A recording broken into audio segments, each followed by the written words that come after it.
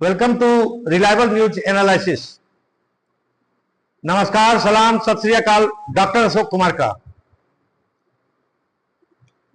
Friends, आज के विश्लेषण का एक बर्निंग टॉपिक है ईरान इजराइल युद्ध। इजराइल की हिंसक, बर्बर, आक्रामक और खूनी गतिविधियां सालों से विद्यमान है। मिडिल ईस्ट में इजराइल की बर्बरता के परिणाम स्वरूप सैकड़ों हजारों लोगों को मौत की नींद सुला दी गई है। गाजा के ऊपर इजराइल ने हमास नामक एक छोटे संगठन के नाम पर गाजा की तमाम इमारतों को ध्वस्त कर दिया। हर एक पब्लिक इंफ्रास्ट्रक्चर को नष्ट भ्रष्ट कर दिया, यह कहते हुए कि यहां हमास का कमांड सेंटर है। सभी गाजा में विद्यमान स्कूलों को, हॉस्पिटल्स को या शरणार्थी शिविरों को इजराइल ने ध्वस्त कर दिया। लेबनान के ऊपर हमला किया कि हिजबुल्लाह, और हिजबुल्लाह के नाम पर लेबनान के निर्दोष भोले भाले लोगों को मार डाला, उनके घरों को ध्वस्त कर दिया, उनकी बुनियादी सुविधाओं को नष्ट कर डाला। इसके उपरांत सीरिया को नष्ट भ्रष्ट करके इजराइल ने रख दिया।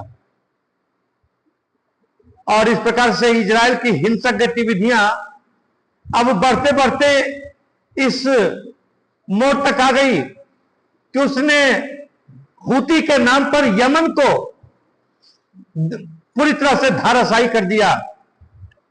हालांकि यमन को पूरी तरह समाप्त करने में उसे सफलता की प्राप्ति नहीं हो सकी है, और अब उसने ईरान के ऊपर भीषण हमले करने प्रारंभ कर दिए। ईरान के ऊपर हमलों के पीछे इजराइल के प्रधानमंत्री बेंजामिन नेतन्याहू ने कुछ लक्ष्य बतलाए हैं। पहला, ईरान को न्यूक्लियर वेपन्स प्राप्त करने से रोकना, न्यूक्लियर वेपन्स नहीं बनाने देना। दूसरा, कि ईरान से आयतुल्लाह खोमैनी की सरकार को खत्म करना, उसके जगह पर एक अमेरिका की कठपुतली सरकार कायम करना। फ्रेंड्स, आप लोगों को याद होगा, अमेरिका, ब्रिटेन या अदर वेस्टर्न कंट्रीज को, और इजराइल उसका एक प्रॉक्सी के तौर पर काम करता है अमेरिका का, इन लोगों को कहीं किसी मुस्लिम देश के ऊपर जब हमला करना रहता है तो हर जगह कहते हैं कि weapons of mass destruction, nuclear weapons, chemical weapons इत्यादि बना रहा है। और यह कहकर के इन लोगों ने लीबिया को नष्ट भ्रष्ट करके रख दिया, यह कहकर के इन लोगों ने सीरिया को नष्ट भ्रष्ट करके रख दिया, यह कहकर के इन लोगों ने जो है इराक को पूरी तौर पर बर्बाद कर दिया। और अब यही आरोप इजराइल के प्रधानमंत्री बेंजामिन नेतन्याहू ने ईरान के ऊपर लगा करके भीषण हमला कर दिया। इजराइल ने ईरान के सभी एटॉमिक रिएक्टर्स के ऊपर हमला किया और अनगिनत मिलिट्री बेसेज के ऊपर हमला किया।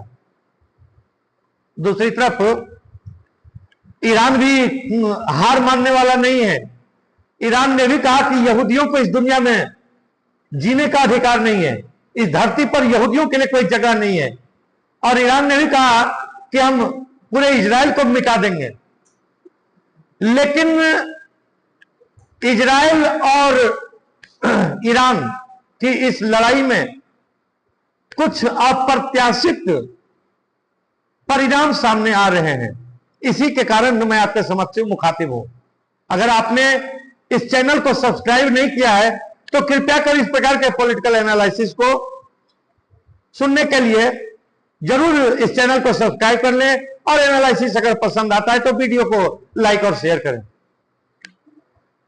ईरान और इजराइल के युद्ध में अप्रत्याशित घटनाएं ये घटित हो रही है कि अब तक इजराइल ने जिन देशों के ऊपर आक्रमण किया था, जैसे गाजा के ऊपर आक्रमण किया, वेस्ट बैंक के ऊपर हमेशा हमला करता है, या लेबनान के ऊपर आक्रमण किया, सीरिया के ऊपर आक्रमण किया, 1967 में भी उसने कई इस्लामिक देशों के ऊपर आक्रमण किया था, जैसे इजिप्ट इत्यादि। लेकिन इन सभी आक्रमणों में अब तक इजराइल को वॉक ओवर की प्राप्ति हो जाती थी, यानी इन आक्रमणों में इजराइल का नुकसान नहीं हो पाता था।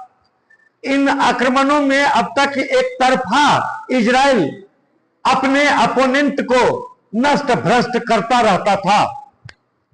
लेकिन ईरान के साथ मुकाबले में अब अप्रत्याशित रिजल्ट यह सामने आ रहा है कि ईरान ने इजराइल के तेल अवीव, जो राजधानी है इजराइल की, तेल अवीव राजधानी होने के साथ साथ वहां का प्रमुख कॉमर्शियल कैपिटल भी कहा जाता है तेल अवीव को, तो तेल अवीव के ऊपर मिसाइलों की बरसात कर दी है ईरान ने। तेल अवीव का नक्शा इस प्रकार से बिगड़ चुका है जैसे कि देखने में लगता है कि यह दूसरा गाजा हो। और दूसरी तरफ पोर्ट सिटी हाइफा के ऊपर भी ईरान ने मिसाइलों की, ड्रोन की बरसात कर दी है।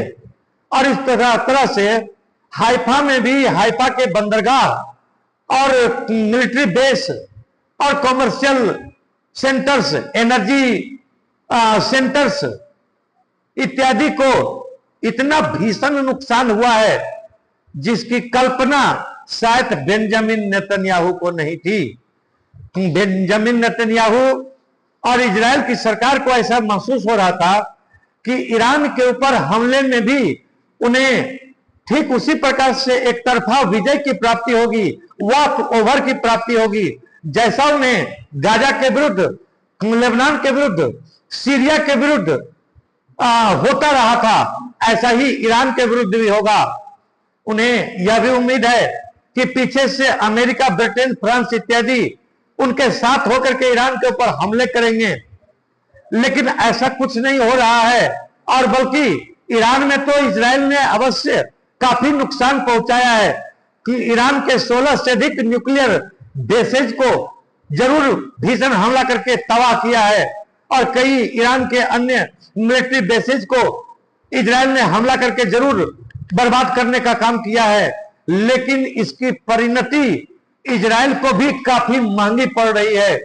ईरान ने सैकड़ों मिसाइलों से इजराइल की राजधानी तेल अवीव और पोर्ट सिटी हाइफा के ऊपर हमले करके इजराइल को आटे दाल का भाव मालूम करा दिया है कि इजराइल को युद्ध की क्या कीमत होती है, आक्रमण की क्या कीमत होती है।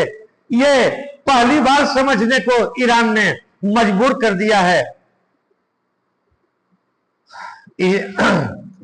इजराइल ने शुक्रवार 13 जून 2015 ईस्वी को ईरान के ऊपर भीषण हवाई हमले शुरू किए थे। इजराइल ने 5 परमाणु ठिकानों, 2 सैन्य ठिकानों समेत 100 स्थानों पर सबसे पहले भीषण हमले किए, और इन हमलों में ईरान के 4 शीर्ष कमांडर और 6 वैज्ञानिकों के मारे जाने की पुष्टि ईरान की सरकार ने भी की। यानी प्रारंभिक हमला इजराइल का काफी सक्सेसफुल रहा ईरान के विरुद्ध, लेकिन ईरान ने भी पलटवार करते हुए 100 से ज्यादा ड्रोन और मिसाइलों से रात में ही हमले शुरू कर दिए।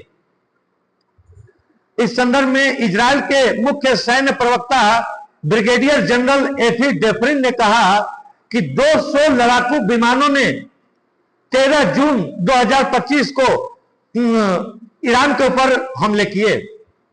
इजराइल के हमले में आरजीसी यानी ईरानियन रिवॉल्यूशनरी गार्ड कॉर्प्स के प्रमुख हुसैन सलामी और ईरान के सीडीएस मोहम्मद बाघेरी और ईरान के एरोस्पेस फोर्स के कमांडर आमिर अली हाजीजादेह समेत 20 वरिष्ठ कमांडर मारे गए। ईरान के नूर न्यूज के अनुसार तेहरान में हमलों में, प्रारंभिक हमलों में 78 लोग मारे गए थे, जबकि 329 लोग घायल हो गए थे। लेकिन यह 13 जून का हमला यह सिर्फ शुरुआत था। इजराइल ने ईरान के फोर्डो न्यूक्लियर रिएक्टर के पास 2 हमले किए और इस तरह से फोर्डो न्यूक्लियर रिएक्टर को भी काफी नुकसान पहुंचाया। इजराइल के पीएम बेंजामिन नेतन्याहू ने कहा कि ईरान को परमाणु हथियार बनाने से रोकने के लिए यह हमला किया गया है और उन्होंने इजराइल के अस्तित्व के लिए ईरान के खतरे को कम करने के उद्देश्य से टारगेटेड सैन्य अभियान करने की बात कही। और नेतन्याहू ने यह भी कहा कि ईरानी खतरा जब समाप्त हो जाएगा तो ये उनका यह अभियान भी समाप्त हो जाएगा। इजराइल ने दुनिया भर में अपने दूतावासों को बंद कर दिया है।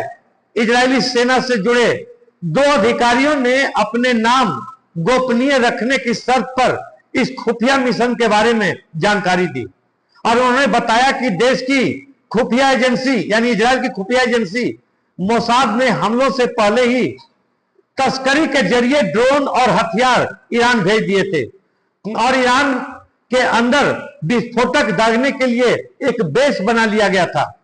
और जब ऑपरेशन राइजिंग लायन यानी ईरान के ऊपर जो मिलिट्री ऑपरेशन स्टार्ट किया इजराइल ने, उसका नाम राइजिंग लायन रखा गया।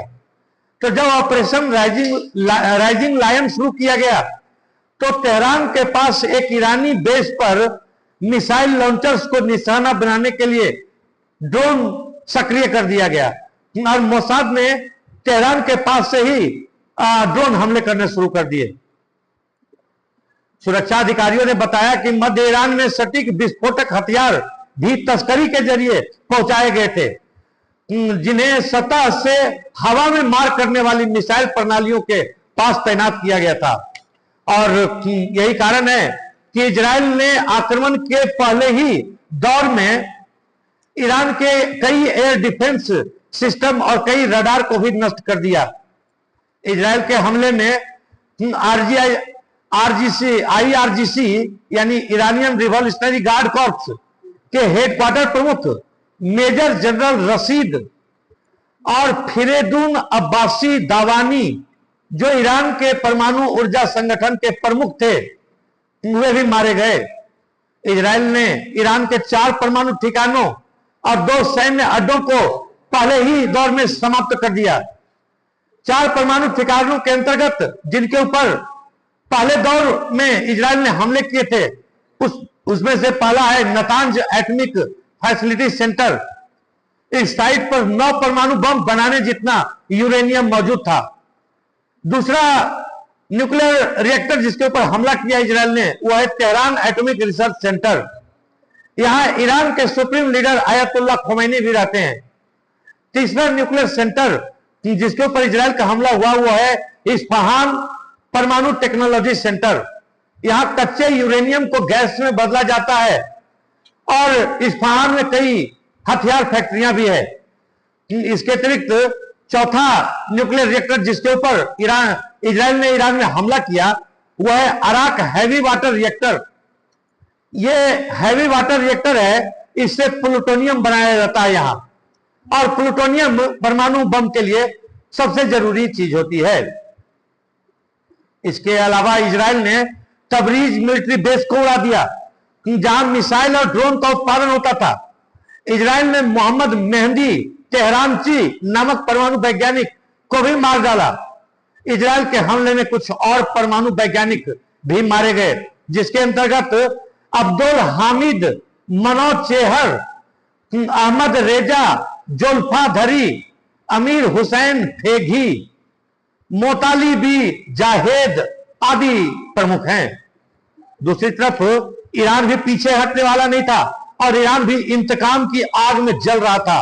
14 जून को ईरान ने 200 बैलिस्टिक मिसाइलों से इजराइल के ऊपर हमला किया और इजराइल की राजधानी तेल अवीव और पोर्ट सिटी हाइफा को पूरी तरह से बर्बाद करके रख दिया। 1000 से अधिक ड्रोन ईरान ने इजराइल के ऊपर दागे। इजराइल एक छोटा सा देश है, ईरान तो एक बड़ा सा देश है और इजराइल के आक्रमणों का बहुत हद तक सामना कर ले रहा है, लेकिन इजराइल एक छोटा सा देश है और सैकड़ों की तादाद में बैलिस्टिक मिसाइलों के हमले से इजराइल की दशा दिशा और सूरत तथा सीरत आज काफी हद तक बदली हुई दिखाई दे रही है। तो इसका जिम्मेवार और कोई नहीं, इसका जिम्मेवार इजराइल खुद है और इसके प्रधानमंत्री बेंजामिन नेतन्याहू हैं, क्योंकि वो युद्ध को अपना सबसे पसंदीदा खिलौना और खेल बनाकर कर रख लिए हैं। 1000 से अधिक ड्रोन और सैकड़ों की तादाद में बैलिस्टिक मिसाइल दाग करके ईरान ने इजराइल को छठी का दूध याद दिला दिया। तेल अवीव और हाइफा पर मिसाइलों और ड्रोन की बरसात कर दी। खूबसूरत तेल अवीव और हाइफा कुछ हद तक गाजा की तरह बदसूरत दिखने लगी है। 14 जून को भी इजराइल ने हमला करके ईरान के 3 परमाणु वैज्ञानिकों को मार डाला। दूसरी तरफ 13 जून की रात से लेकर 14 जून की सुबह तक ईरान की ओर से दागी गई सैकड़ों मिसाइलों से इजराइल में 3 लोगों की मौत हुई और 70 लोग घायल हो गए। जवाब में इजराइल ने तेहरान पर दोबारा हवाई हमले किए, जिसमें 29 बच्चों सहित 60 लोग मारे गए। इजराइल ने हमले को ऑपरेशन राइजिंग लायन नाम दिया है, जबकि ईरान ने इसे ट्रू प्रॉमिस 3 के नाम से सामना किए, मतलब इजराइल के ऊपर हमला किया है। ईरान के हमलों से 13 जून को रात भर इजराइल के शहरों में सायरन बजते रहे और इजराइल में लाखों लोगों ने बंकरों में शरण ली। ईरान की तरफ से मिसाइलों की बारिश के बाद रेड अलर्ट जारी कर दिया गया। इजराइल में अमेरिकी राजदूत माइक हकावी के शब्दों से पता चलता है कि इजराइल में ईरान ने किस कदर कहर बरपाया। अमेरिकी राजदूत माइक हकावी ने बताया कि शुक्रवार 13 जून को रात बहुत कठिन रही। ईरानी मिसाइल हमलों के बीच कई बार अलार्म बजा, जिससे उन्हें रात भर में 5 बार शेल्टर में भागकर शरण लेना पड़ा। दूसरी तरफ ईरान ने दावा किया है कि एरोस्पेस का उल्लंघन करने के मामले में इजराइल के 2 F-35 लड़ाकू विमान को उसने मार गिराया है। हालांकि इजराइल ने इसका खंडन किया है, किंतु अन्य स्रोतों से यह पुष्टि होती है कि ईरान ने सचमुच में इजराइल के 2 से लेकर अब तक वर्तमान समय तक 3 फाइटर एयरक्राफ्ट को अब तक मार गिराया है। साथ ही साथ ईरान ने अमेरिका, ब्रिटेन और फ्रांस को चेतावनी दी है कि वो इस लड़ाई में इजराइल का साथ नहीं दें। यहां पर यह विदित है कि जब ईरान ने इजराइल के ऊपर हमले शुरू किए तो अमेरिका ने अपने वॉरशिप की सहायता से ईरान के ड्रोन्स और मिसाइल्स को रास्ते में ही हवा में मारकर गिराना शुरू किया और उसके इस कार्य में ब्रिटेन और फ्रांस ने भी सहयोग दिया। इसलिए ईरान ने ब्रिटेन, फ्रांस और अमेरिका तीनों को चेतावनी दी है कि ईरान और इजराइल की इस लड़ाई से वो दूर रहें, नहीं तो उनके जहाजों के ऊपर रेड सी में और अरेबियन सी में हमले किए जाएंगे। हॉर्मुज डल जमरुमध्य को बंद कर दिया जाएगा। इस बीच पुतिन ने डोनाल्ड ट्रंप से फोन पर बात की है।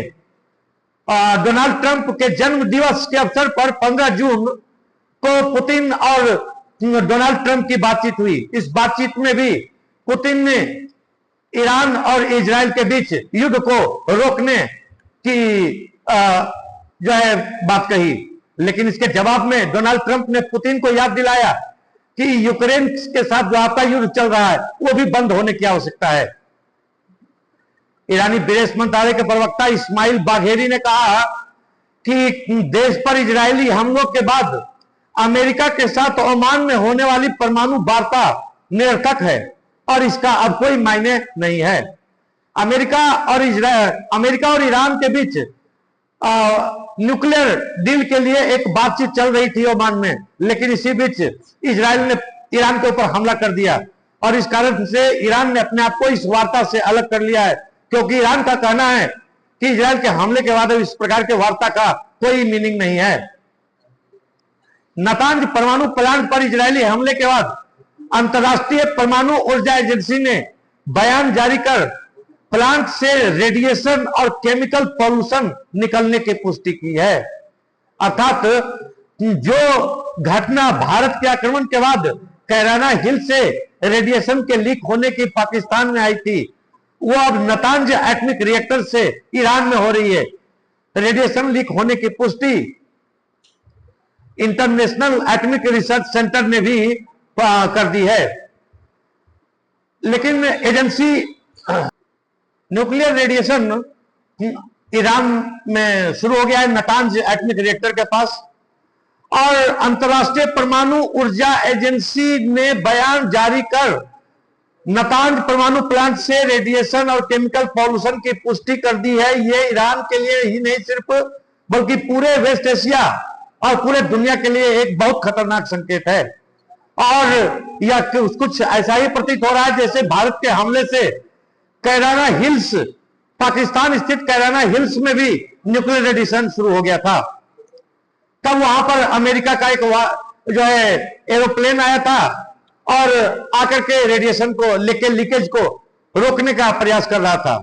तो एजेंसी के महानिदेशक राफेल ग्रासी ने यूनाइटेड नेशंस को दिए अपने बयान में कहा है कि प्लांट के अंदर, नातांज प्लांट के अंदर रेडिएशन फैल चुका है। हालांकि उन्होंने यह भी कहा कि न्यूक्लियर प्लांट के बाहर रेडिएशन नहीं है।